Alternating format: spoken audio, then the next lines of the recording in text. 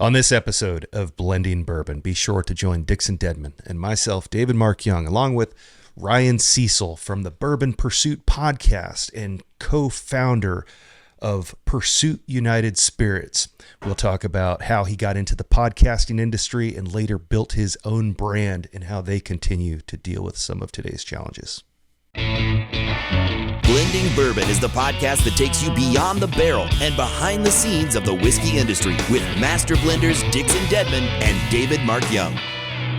Well, welcome back to another episode of Blending Bourbon, sponsored, as always, by Golden Sheaf. I'm Dixon Dedman, 2XO Whiskey, joined by my very good friend and, counterpart, David Mark Young of Golden Sheaf Whiskey. We're very excited. We are trending on Twitter right now as Us Weekly just named us the Mary Kate and Ashley Olsen of Bourbon Podcast. It's very exciting. So to that, I say, hey, dude, how are you?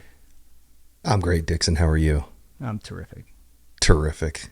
That's great. Terrific. Mary Kate and Ashley. I love that one. That's good. And these get better. And I say this every podcast. They get better and better. I can only imagine how much time you spend thinking these things up. I told you. It's in the shower it just comes every to morning. You. That's just what in between shampoo and conditioner. Yeah, it just comes to you, huh? I'm a 2-in-1 guy. I'm lazy. Yeah. It all happens at once. Well, great. We've got a special episode today. We've got another special guest. This is cool. This is cool because we're kind of stepping outside the box here. Like, we are. We have been very focused on, kind of, I don't know. What our mission was always talking to what was his name? Todd. Like when we were coming up. Todd. With this, like, Todd was our Todd was our audience. avatar. Todd was our listener.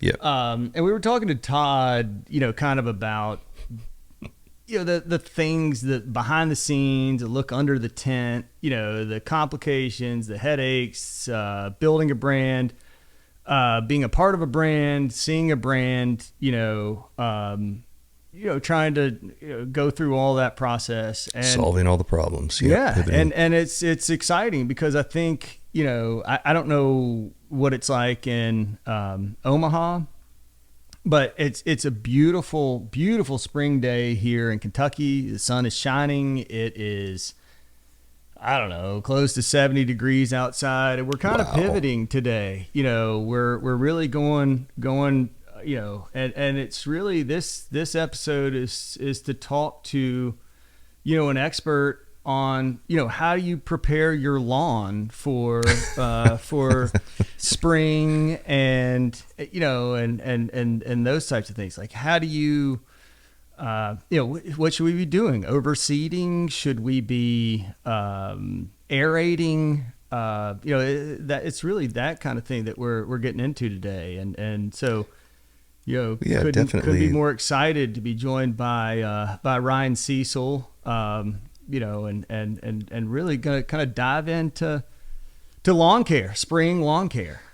Absolutely, definitely the resident expert. I think he has some background in whiskey too. So if we get to that, Ryan, if you want to pivot and talk about whiskey, bourbon, and some of your experience, there is that. No, it is. Spring is in the air. As Dixon said, the sun is shining bright on our old Kentucky home, and it's late February and all the weeds are popping out like 4 weeks early. So I'm jumping into lawn care season about 3 to 4 weeks earlier than I want to. But yeah, I'm here to answer any questions about your lawn. If you got mosquitoes coming up, you talk about overseeding, Dixon. You do not want to overseed in the spring. Spring is a terrible time to do it because the seedlings just don't have enough time to mature before going into hot summer, and then they die, and then you're redoing it in the fall. But only do it if you have really bare spots.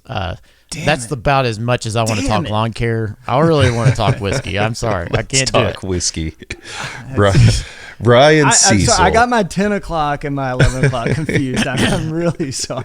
That's right. Moving on from lawn care to the whiskey bourbon industry, Ryan Cecil from Bourbon Pursuit and Pursuit Spirits. Welcome. Glad to have you here. Honored to have you here on our podcast.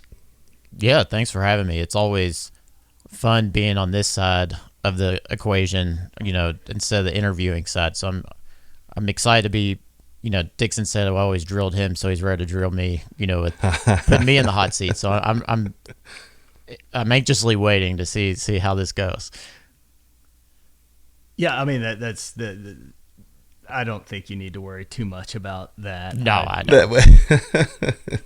This will be fun though, because we're all kind of in the same, going through the same struggles and same challenges and same also enjoyment though in this industry. So I think I don't know if we have enough time, so we could probably talk for like 10 hours about all the shenanigans we deal with on a day-to-day basis. So that's a good way to summarize it. Yeah, shenanigans. I had the honor of seeing you and Kenny a couple weeks ago in action at a local event in Louisville, and for the first time heard your story in person. From you guys. I've read about it many times, but wow, there were so many details, and you guys have clearly given that presentation a number of times to the point where you've perfected it, and be able to answer all the questions that are thrown at you. And it's just really impressive. All of the things that you've, where you're at today and what it's taken to get there. And,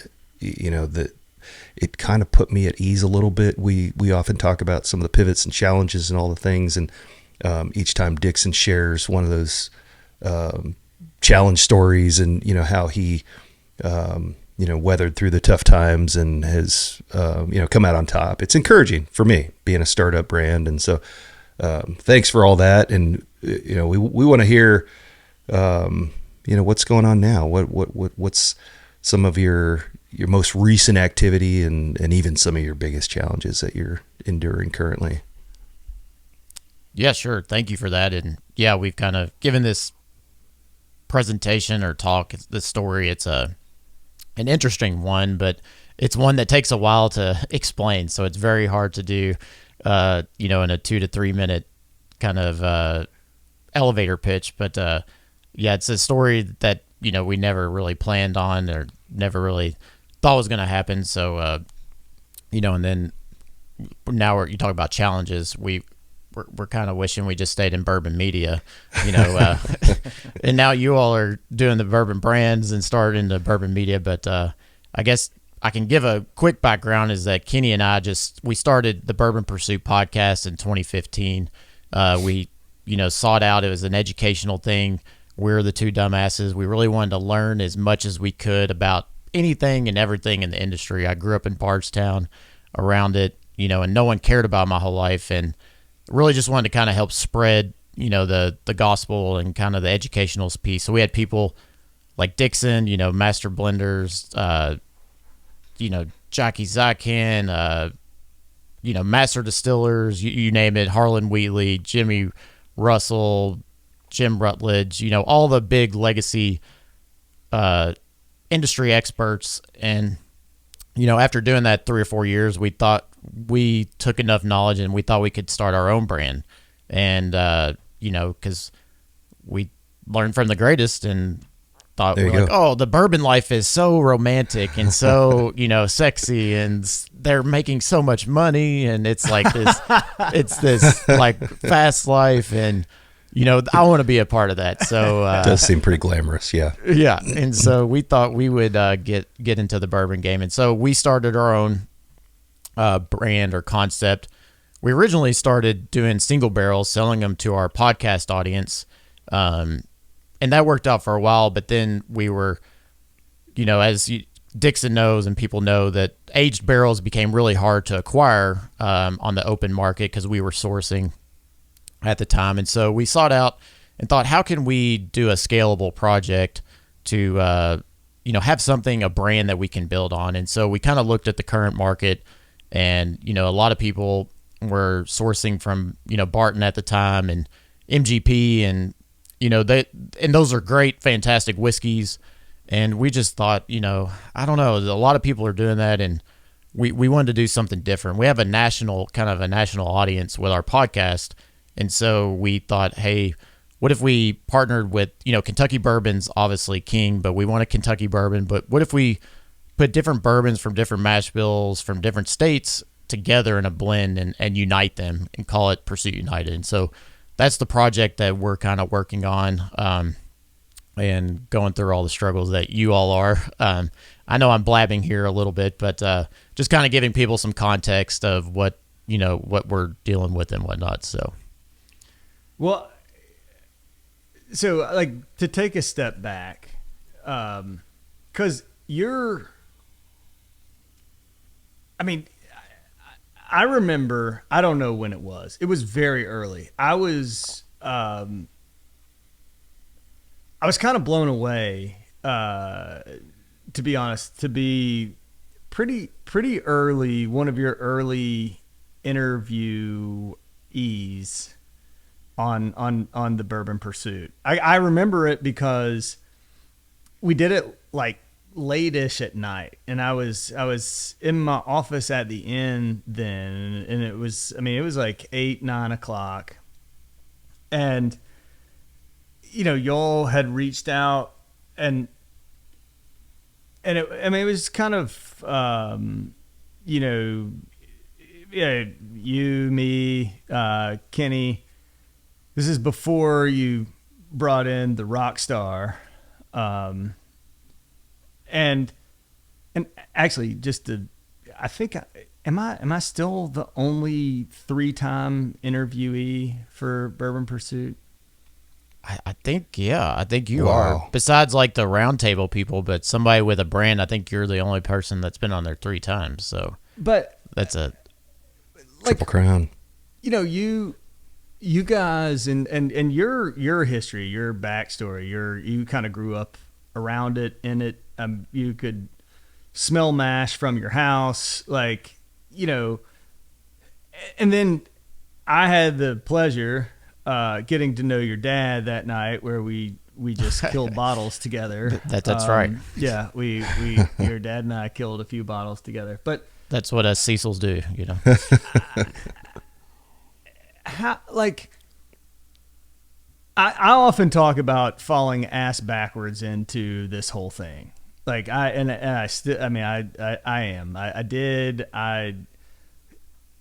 When you and Kenny said, "Hey, let's do this podcast." Like, did you ever dream that it would not, like, take out the Pursuit United part? Did you ever dream that you all would become the #1 bourbon podcast?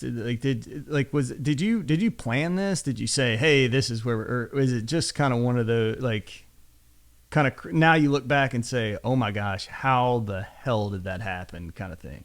Yeah, it's more of the latter. How the hell did that happen? Because, as we talked at the beginning of the show, I own a lawn care and mosquito business, which is very seasonal.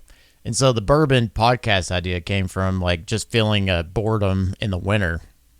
And, it was just kind of this winter hobby. And I was huge fans of Tim Ferriss and Joe Rogan, kind of these especially Rogan having these people, and Tim Ferriss, it's just kind of this long format storytelling. And, if anyone's ever been on the bourbon trail or go to the distillery, you go through the tour and it's really kind of lame. It's just here's our mash bill. Here's a made up story about a dead guy.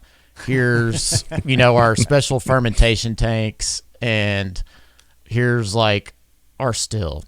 And then we'll do a small tasting at the end. When in reality, though, there's these huge characters behind every brand. And as we all know, it's a very humbling business. It's very hard. And so everyone is just very genuine, very nice, and they have stories to tell. And so my goal was just look, I kind of was around these people, through family members or this or that.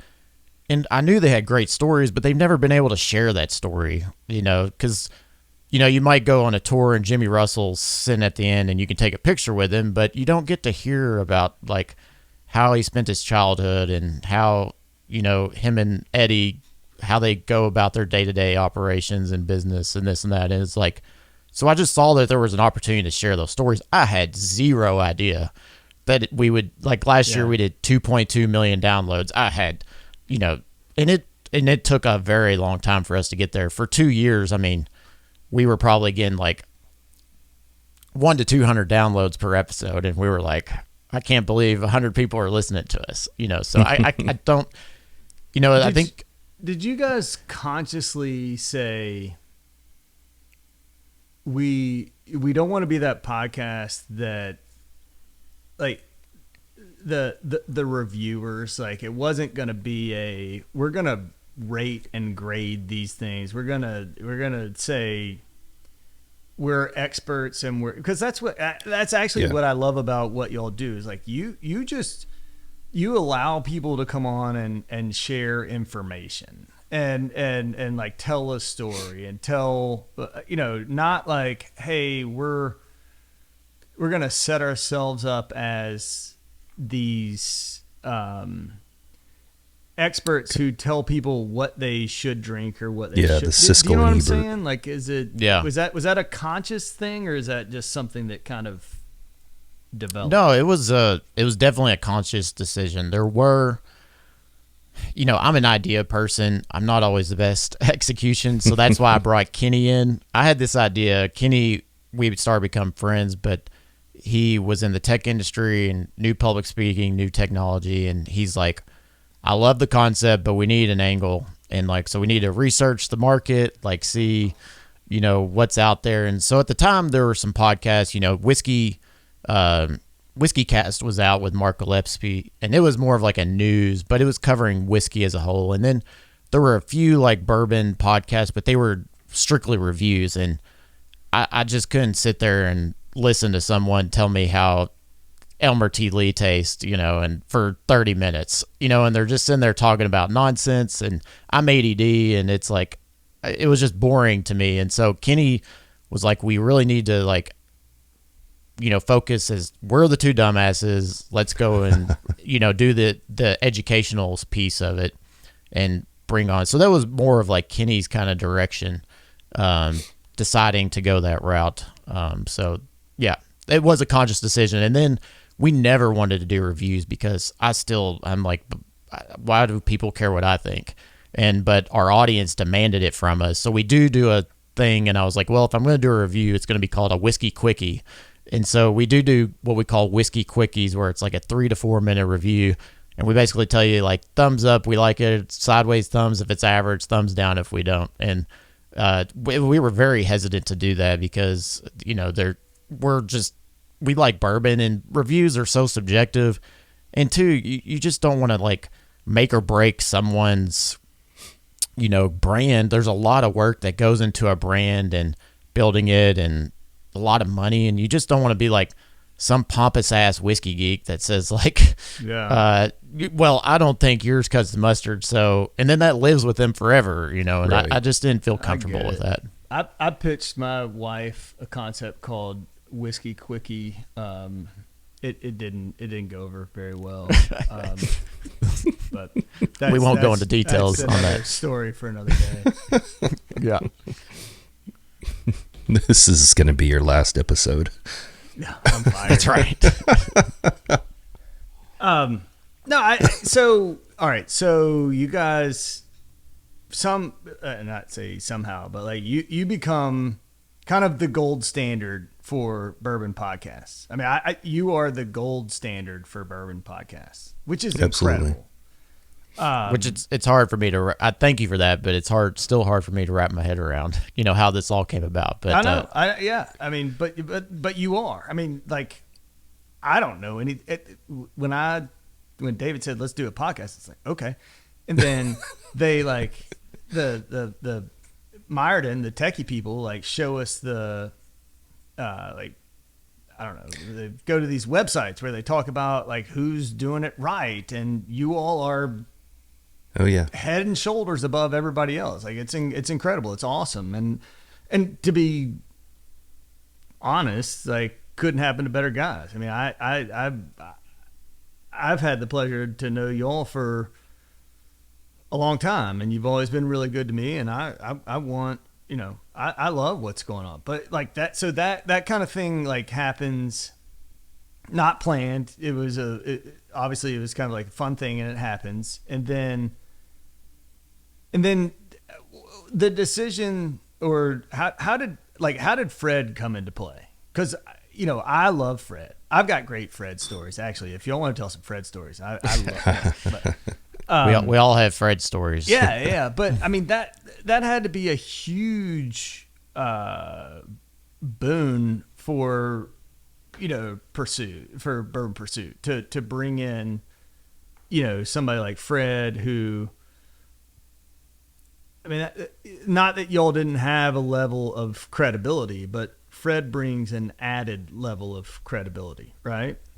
Oh, totally. You know, Fred reached out to us. I had known Fred. He was one of my lawn care customers. I know a lot of people too through my lawn care business because, you know, a lot of people in the bourbon industry live in Bardstown or Louisville. And so I was doing people's yards, and then I would, you know, he became a customer, and he was like, oh, you're from Bardstown. And this was before I really even knew he was. He was like, you're from Bardstown? And I was like, yeah. And he's like, come inside. And he shows me like his bourbon collection. And I was like, holy cow, you know, like that's something you don't see out of everyday customers. So, and then he told me, you know, he's a whiskey writer, this and that. And so we kind of stayed in touch. And then when we kind of started this podcast, I'd reached out to him. I was like, I'd love for you to come on. And he was like, yeah, you know, I don't know. And then like 2 or 3 years later, he was like, hey, I want to come on that show. You know, I think, you know, he did help us get in contact with a few guests. He had the Churchill Downs thing where he was doing I did that once. And he hooked us up with Harlan Wheatley at one of those. So forever grateful for him. But then we kind of built up a little bit of credibility, but we're kind of stuck because distilleries at the time, you know, they're very old school thing. And they're like, we'd rather advertise on a park bench or a telephone booth or, you know, a billboard, you know, or a billboard or something, or a whiskey magazine. They're like, podcast, that's stupid. You know, nobody's on those things. And, you know, we were at the time pitching them, no, this is the future. Like, you don't get it. I know you think your demographics like these old white dudes, you know, but it's changing. It's changing. You know, it's younger. There's females. It's becoming more diverse. Like, and they're all going to YouTube and podcasts because traditional media is just kind of boring. And so, but they weren't hearing us. And then so Fred reached out to us and said, hey, I'm thinking about starting a podcast, but I really don't know how to execute it. So he's like, I think I just want to partner with you guys. And we were kind of like, you know, it was hard because Kenny and I have a great like candor and relationship. And I liked Fred, but you just don't know how that's going to play out. Sure. But Fred also had this legitimacy to him, you know, writer at Whiskey Advocate, San Francisco judge. You know, he had this big event called Burn Beyond. And so we met with him a few times, and we really, you know, thought it was going to be a great partnership after talking to him. And so we decided to bring him on, and instantly he gave us credibility. People that wouldn't take our calls would start to take them, you know, like the major distilleries, independent stave. And so he just got us into places that we couldn't penetrate just with Kenny and I. And then too, he was gracious enough to allow us to be part of like Bourbon Beyond when it was just starting. And we got to go to these events, and he gave us VIP, you know, placement, and had us moderate different bourbon talks. And it's just really helped us build like credibility with, you know, the established distilleries and whatnot. So that kind of was why we brought him on. That's really great. I mean, you guys are pioneers, you know, in the evolution of, you know, incorporating technology into this, you know, traditional market, if you will. And I mean, how did that feel? You know, these are the subject matter experts. These are the, you know, the people behind the scenes that you're trying to showcase and you know, show them that this is I mean, were you ever discouraged to the point where you questioned what you were doing as far as, you know, the technology aspect of it and trying to showcase all of the behind the scenes activity? Oh, all the time. I mean, we thought about quitting several times, you know, just because it wasn't producing any revenue. It was taking a lot of time going to these different places and putting them on microphones. And we actually, Kenny and I think we were coming back from Wild Turkey. We had just interviewed like Jimmy and Eddie Russell, and we're like, and it took all day to go down there and set up and record, and we're coming back, and I'm like, dude, this is taking a lot of mine. It was killing Kenny because he was recording, but he was also our editor and scheduler, and we're just like, we just got to let this thing die. And then so we're like, let's take a break. And then 2 weeks later, people started like tweeting us and sending us messages on Facebook, and they're like, why haven't you released an episode? And we're like, okay, well, I guess people are listening. And but we're like, a good feeling. We were like, well, we want to do this, but it's sucking a lot of resources and time. My wife is like, what the hell are you doing? This is making no money. You can't keep going doing these bourbon events that are like pulling you away from the family and your job. And so an audience member gave us this idea of like a Patreon community. And we're like, what the hell's a Patreon? And basically Patreon, if you're not familiar, I'm sure people are now, but it's basically like an NPR concept that you can donate to support, a podcast or an artist or a musician.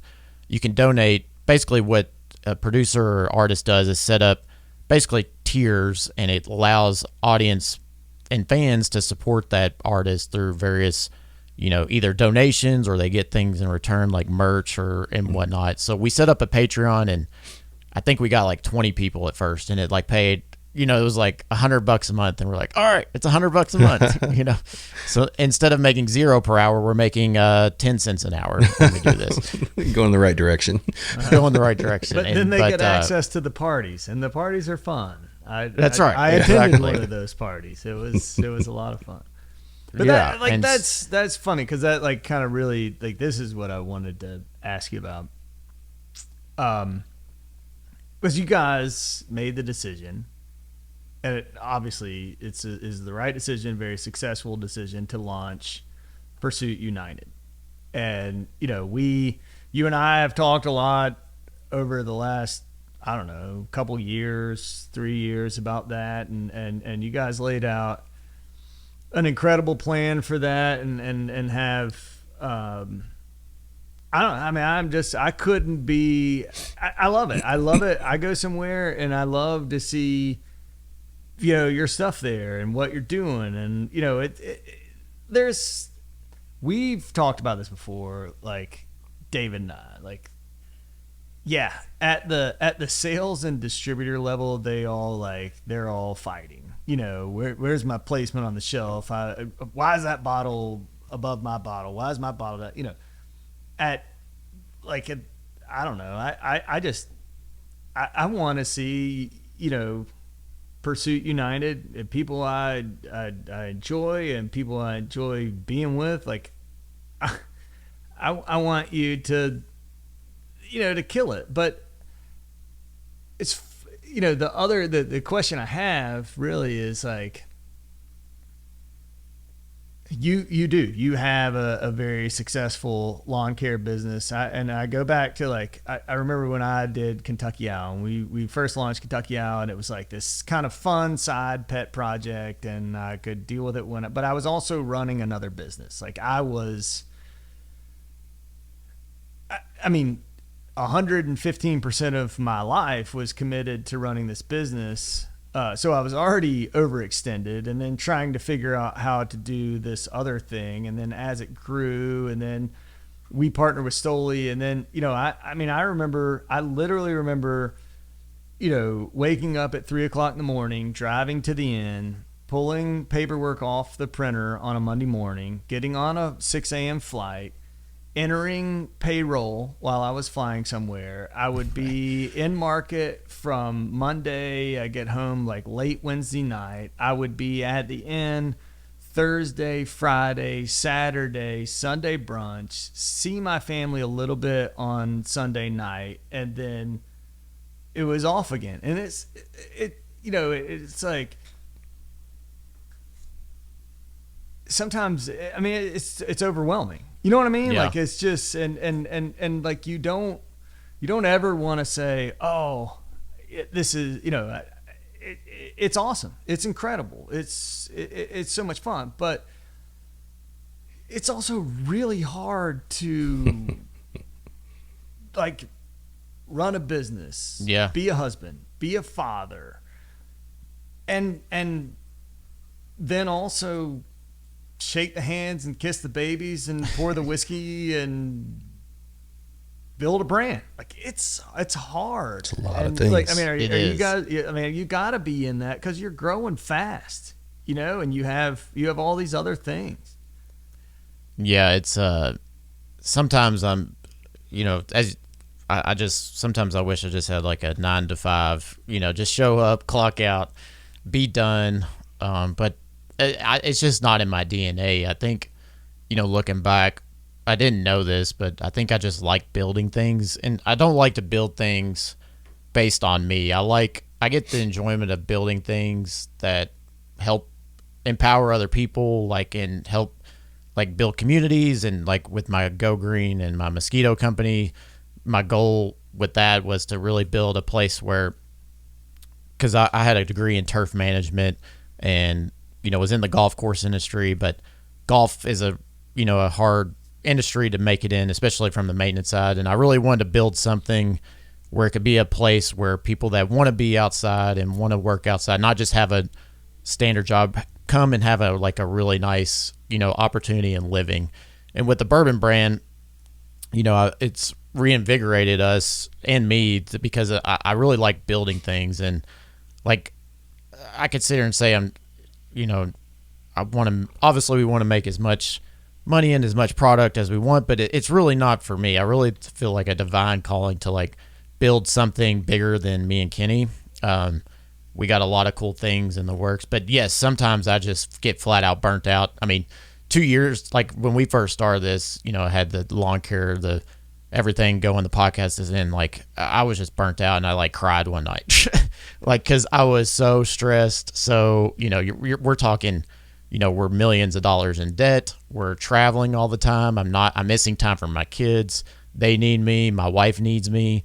The brand needs me. My employees need me. It's everything and everyone needs me. And it's sometimes that burden just is too much to bear. And, but I've really tried to the way I combat that is, try to not make it about myself, and really to my faith and religious journey has kind of helped grounded me and really, help me balance it all and put things in perspective to where I'm kind of focused, on what's important. And because the bourbon brand and the podcast and my businesses, they'll always be there.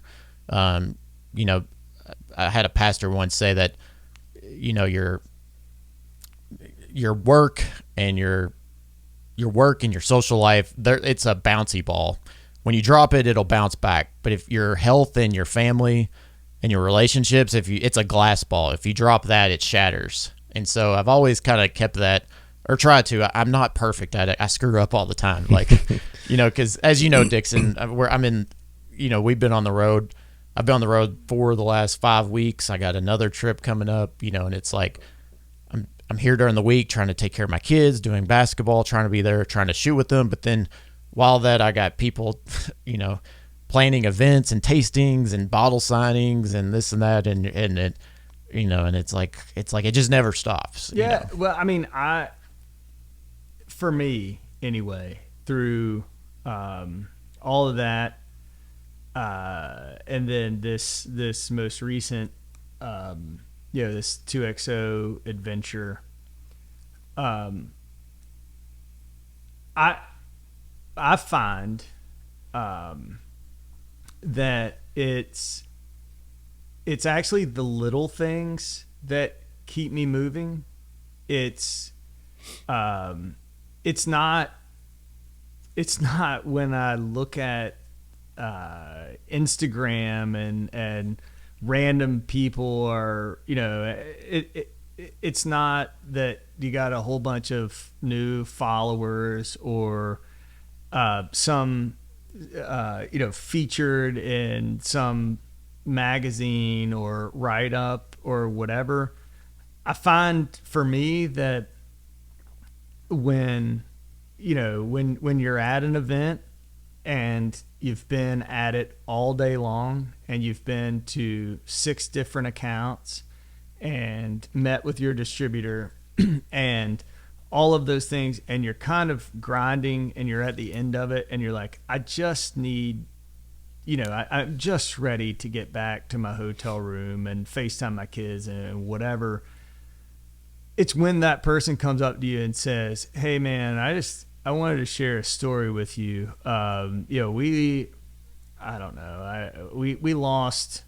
lost my father the other day, and he was a big bourbon guy, and so that's when I decided to open that bottle of 2XO, and and I've decided that every year on his anniversary, like that's what I'm gonna do, and like for me, I couldn't care any less. I shouldn't say I couldn't care any less, but like the ratings from a Whiskey Advocate or this or that or like whatever, that's fine, that's part of it, But it's those little things. It's the same thing as like when you're coaching your kid in basketball and he scores a goal and he comes back down and like gives you a big hug and you're like, I'm so glad I'm here in this moment. Like this,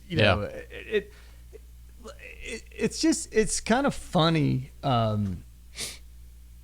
because it seems like this like super glamorous thing, right? Everybody's like, oh, you get to travel. Well, yeah, I'm traveling and I'm in liquor stores the entire time and I'm in bars and I'm like, it's and not. Maybe someone will show up or maybe not. Yeah, we're not. I mean, it's not like, we're drinking bourbon. Yeah, we're it's those little interactions, and it's the little interactions when you're home and like being present in that moment and making sure, to your point, it's making sure that ball bounces back up as opposed to letting it drop and shatter on the floor. And I think that's like that's where I find, the kind of motivation to keep going if any of that makes sense. Totally. Because it's seductive to, get on social media or YouTube and try to chase reviews and see what they're saying about you and scroll through the comments, and then and you're like trying to, somebody doesn't like it and you're like, should I defend it? And they're like, or like you get positive feedback and you're like, ooh, people like me, or, this or that. And then like, I didn't realize how insecure I was until freaking starting a bourbon brand. Right. But, it's like this, it's very seductive. And if you let it consume you, it will. And so it's it's definitely like grounding myself and looking at what's in front of me is when I'm home, that's the most important. And I don't do a great job at it. It's still a constant balance and struggle. But it's that's interesting. I would when you did the podcast, I mean. Yeah, the lawn care business, if somebody's like, my yard looks like shit, they're going to call you and scream at you. And you're like, I'm sorry, I'll fix it. I'll get some guys out there right away. You're doing the podcast and you all took this great approach of like, we're going to let people tell their story. Like, we're just going to be a platform for, for their narrative, for their story. We're going to,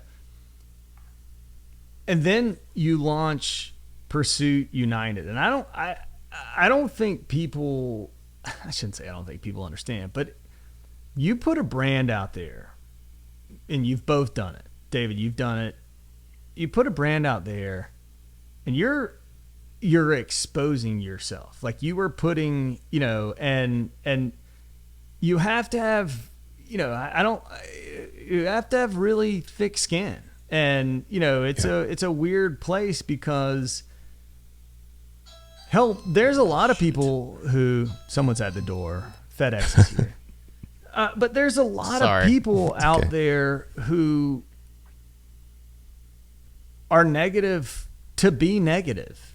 And, it's like it's intentional negativity. And there's intentional positivity too. But, I know I do. And I feel very confident that you both do as well. Like sometimes you feel like you're out there on an island. You're creating something, you're putting something out there. And, if either, you're not in it if you don't wake up at 3 a.m. thinking, oh gosh, how are people going to feel about this? Is this, I mean, it's different. It's hard. It's yeah. We're so used to talking about brands and what their story and how good their product is and this and that, and then for us to go, Fred was, when we did this, he was like, I don't know, you're kind of the people that are in the media and start a brand. It doesn't typically go well. Like, he was kind of referring to the wine industry. A lot of wine experts had done that, and he was just like, be careful. You don't want to like, basically cannibalize what got you here. And so, it's I mean, I don't think. I was at a men's retreat this weekend at church. This is crazy. And they took my phone for like, they made you hand in your phone and your watch for basically 48 hours. And like afterwards, I was like, can y'all keep the damn thing? I did not realize. Don't want it back. how many like phantom buzzes or this or that like I had during it. But I'm constantly, thinking about what do others think. Like, and because it's hard. The podcast has been great because we had an audience, to sell to, but at the same time, it came with a lot of like, preconceived notions that like, oh, there's these podcasters who are just like sourcing bourbon, throwing it in a bottle and trying to take advantage of the bourbon boom. Like, they're not like, they don't realize how much thought and effort we put into this and like coming up with this concept. And, and how hard we've worked to get it where it is, but that narrative's out there and, and it's, and I think about that all the time. And then, like you said, yeah, sometimes you just feel like on your island and then you see other brands and you think they're just killing it so much better than you are. And then you're like in the comparison trap. And then you're like, well, they're coming out with like all these crazy finishes. Maybe that's the way I need to go, or I need to go single barrels. And you see like all these reposts of different brands and it like, but I'll give I'll give him credit in this because he is very good at like having a vision and sticking to it. Whereas I'm kind of like an idea creative person and I'm like always like all over the place. My mind is racing all the time. It doesn't shut off. I wish it would just shut up. It's funny, like, because Dave and I talk about that, and I talk all the time about how I have these 3 guys on my team. And we built this concept together, and I'm like the idea guy. Like I'm like, hey, we could do this. And they're just like, hey, no. Stay focused. Stay focused. Yeah. Just pick one thing, do it well. I've said this before, and I'll say it again. These, when we have folks like yourself on here, Ryan, that can, directly relate to what's going on behind the scenes, and even. On a much larger scale, certainly that I can say I've experienced so far, but it's kind of a therapy session. It's hearing you guys talk about your pain points and day-to-day challenges gives me some comfort to knowing that it's normal. But I will say that both of you, and Kenny included, just from what I've seen, what I've observed, you guys, it appears that you do a great job of balancing the work and the family and, faith. You make time, manage it all very well. So, you had, or at least you had me fooled. And that's, one of the reasons I keep pursuing this is because of, folks like yourself that are doing such a great job and seem to really have your shit together behind the scenes as well. So it's been an inspiration for me. And again, Ryan, I appreciate you taking time to meet with us, share some additional insight. Hopefully we can do this again. And we'll definitely continue to support United Spirits, Bourbon Pursuit and Pursuit Spirits. I know I'm drinking some of your rye right here, and it's clearly because it's called Pursuit United, and you've named it 7 different things, and you haven't got it right. That's okay. That's okay. And I appreciate you having me on. I mean, that flew by. I feel like we could do like a 7-part series of therapy. Yeah. To get and thanks, Dixon, for all you've kind of paved. We've talked about this. You've paved the path for us in the brand regards, and you're our only 3-time guest on the show. But and David, I just had the pleasure of meeting you, a few weeks ago, and we really connected, hit it off, and thank you for your support. I think you got both of you have fantastic projects, and I'm really excited because I think this is the new wave of bourbon and whiskey. I think it's just like a fun, I look at wine and see like the big brands, like Mondavi and Louis Martini or, whatever. But then you had these people come behind them like Prisoner and Mayomi and all that focused on sourcing and blending. And I think it's just an exciting time that we can really showcase how versatile the spirit is and how unique we can make it to give people a product that gets them excited. That's not just more of the same. So Right. I'm really think, glad that we're all three in this space, and I think we'll do well. Collaborative blend is in order. We Hell should yeah! I've been figure trying to out get how you to do one forever. I know. I'm finally in a place where we can figure that out, but we need to do that because I think that's Yes, I would love to do that. That would be a lot of fun. so much fun, just because I love learning from people and seeing how they're, methodologies and blending. I feel like we could do we didn't even talk about blending, so we'd have to do a part 2 sometime. So. Absolutely. Yeah, definitely going to take you up on that. Again, appreciate your cool, time, man. Ryan. Thank you so you. much. It's been a pleasure and an honor. We look forward to doing it again, and good luck out there. Stay safe, and cheers to you. All right, cheers.